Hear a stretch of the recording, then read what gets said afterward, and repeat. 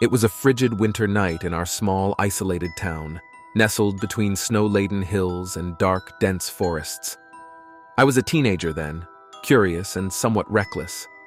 The town had an old legend about a shadowy figure seen roaming the forests during the coldest nights of winter, a story passed down for generations, often dismissed as an old wives' tale. That night, a dare from my friends led me into the heart of the forest. Armed with nothing but a flashlight and a sense of bravado, I ventured into the icy wilderness. The moon was hidden behind thick clouds, casting an eerie darkness over the snow-covered trees. My breath formed little clouds in the freezing air, and the only sound was the crunch of snow under my boots. I walked deeper into the forest, my heart pounding in my chest. The dense trees seemed to close in around me, and I felt a growing sense of unease.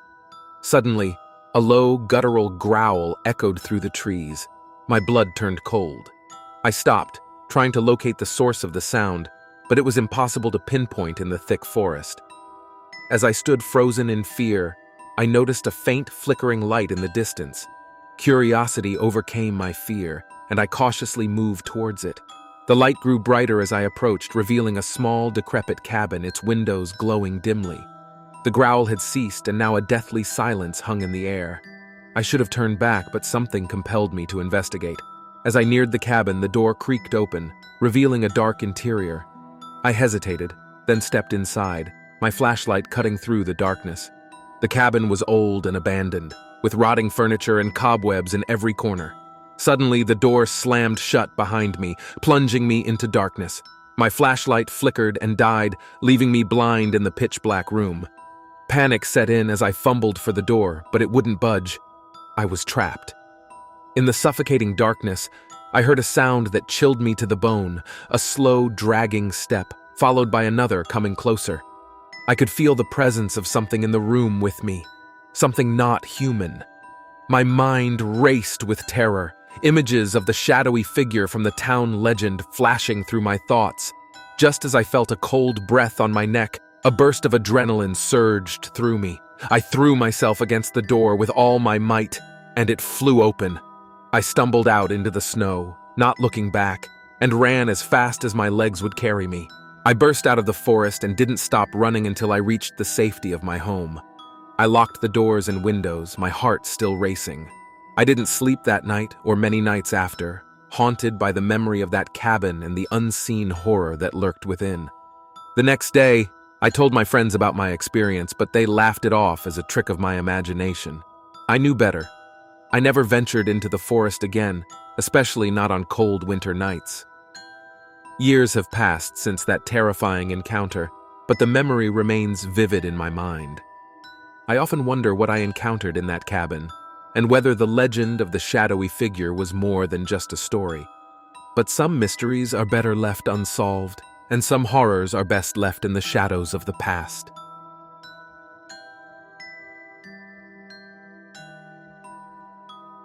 It was a frigid winter night in the small, isolated town of Frostwood. The kind of night where the cold seeped into your bones and the moonlight seemed to freeze in the air. I, a young man in my early 20s, had always been intrigued by the mysterious lore surrounding Frostwood. The town was infamous for its strange occurrences and unexplainable events, especially during the harsh winter months. I decided to explore the outskirts of Frostwood, where the dense, snow-covered forest began. The locals had always warned about the forest, saying it was cursed or haunted, but I never paid much heed to superstitions. With my flashlight in hand and a sense of adventure fueling my steps, I ventured into the eerie silence of the woods. The trees, with their gnarled branches and thick snow, created an otherworldly atmosphere. The crunch of my boots on the snow was the only sound piercing the stillness. As I delved deeper, an uneasy feeling started to settle in. The forest seemed to close in around me, and the darkness grew more oppressive. Suddenly, I heard a faint whispering sound. It was barely audible, like a distant conversation carried by the wind. I stopped, straining my ears, but the sound vanished as quickly as it had appeared. Unnerved but curious, I continued my trek. The further I walked, the colder it became. My breath formed icy clouds in the air, and my fingers numbed inside my gloves. Then I saw it. A small, dilapidated cabin half buried in the snow, its windows dark and foreboding. It looked ancient, forgotten by time. I approached the cabin, drawn by an inexplicable urge. The door creaked ominously as I pushed it open. Inside, the air was musty, and the silence was suffocating. Dust and cobwebs adorned the sparse furnishings, a testament to years of neglect. As I explored the small space, a chilling breeze swept through the room, causing the hairs on my neck to stand. I turned towards the source and saw a broken window, its panes shattered long ago. But it was not the window that caught my attention. It was the figure standing outside it. A shadowy figure, barely discernible in the moonlight, stood watching me. I couldn't make out its features, but I felt its gaze piercing through me. Fear clenched my heart, and I stumbled backward. When I looked again, the figure was gone, vanished as if it had never been there. My mind raced with panic. I had to leave, get out of this cursed place. I rushed to the door, but it wouldn't budge. Desperation surged within me as I struggled against the immovable door. Then the whispers returned, louder this time, surrounding me in a cacophony of indistinct voices. The cabin's temperature plummeted, turning my breath into a frozen mist. I could see my own breath swirling around me, forming shapes in the air, shapes that resembled human figures, reaching out towards me with ghostly hands. I screamed, pushing against the door with all my might. It finally gave way and I tumbled out into the snow. Scrambling to my feet, I didn't dare look back as I ran through the forest, the whispers chasing me like a malevolent wind. I didn't stop running until I reached the edge of the forest, where the first rays of dawn were breaking through the darkness. I looked back one last time at the forest, half expecting to see the shadowy figure or hear the whispers. But there was only silence. I never returned to Frostwood. The experience haunted me for years, the whispers echoing in my dreams. Some nights, when the winter air is just cold enough, I swear I can hear them again, calling me back to that forsaken cabin in the woods. To this day, I wonder what truly lies within the heart of Frostwood. But some mysteries are better left unsolved, some whispers better left unanswered. The chilling echoes of Frostwood will forever remain a haunting memory, a reminder of the night I encountered the inexplicable horror within the shadowy depths of the forest.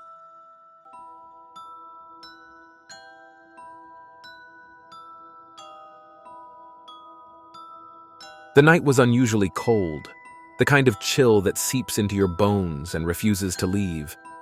I remember it vividly, as though the frost had etched the memory into my mind. My name is Ethan, and this is a true story from a winter night that I wish I could forget, but haunts me to this day. I was returning from a late shift at the local diner. The moon was a thin crescent in the sky, barely lighting my path as I trudged through the fresh snow. It was one of those small towns where everyone knows everyone. Yet that night, the streets were eerily deserted. As I walked past the old Henderson place, a shiver ran down my spine. The house had been abandoned for years, a relic of a bygone era, its windows like hollow eyes watching the world decay around it. I quickened my pace, eager to leave its unsettling presence behind. Suddenly, I heard a noise, a faint whisper, like the rustling of leaves, but more melodic. Curiosity overcame my fear, and I found myself drawn towards the sound. It seemed to emanate from the Henderson place. The gate creaked as I pushed it open, my heart pounding in my chest.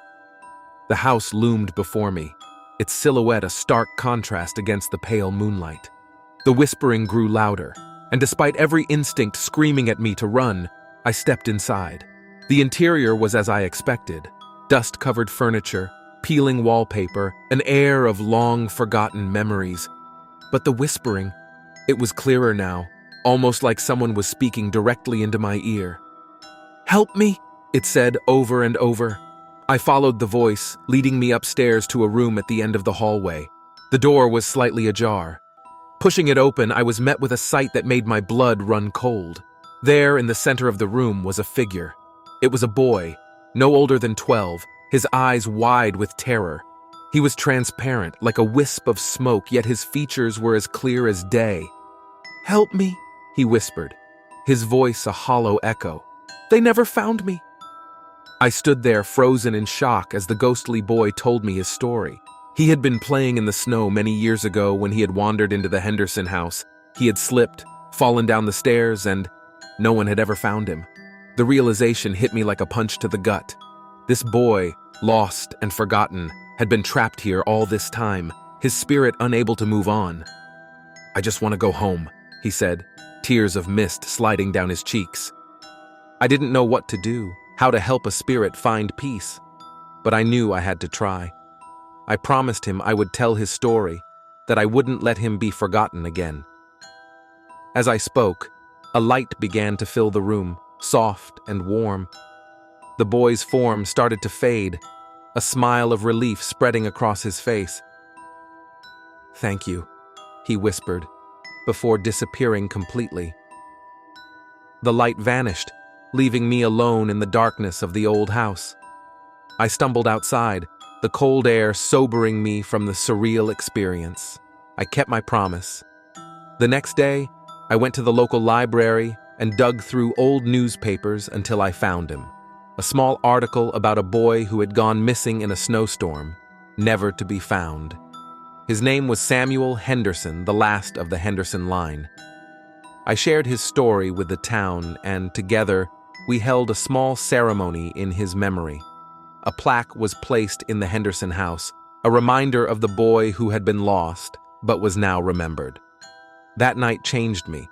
I can't explain what happened or why, but I know what I saw was real. Samuel's spirit was finally at rest, and in some small way, I had helped. Sometimes on particularly cold winter nights, I swear I can hear a faint whisper in the wind, like a thank you from a friend long gone. And though it sends shivers down my spine, it's a reminder that some mysteries are real, some stories are true, and some nights are meant to be remembered.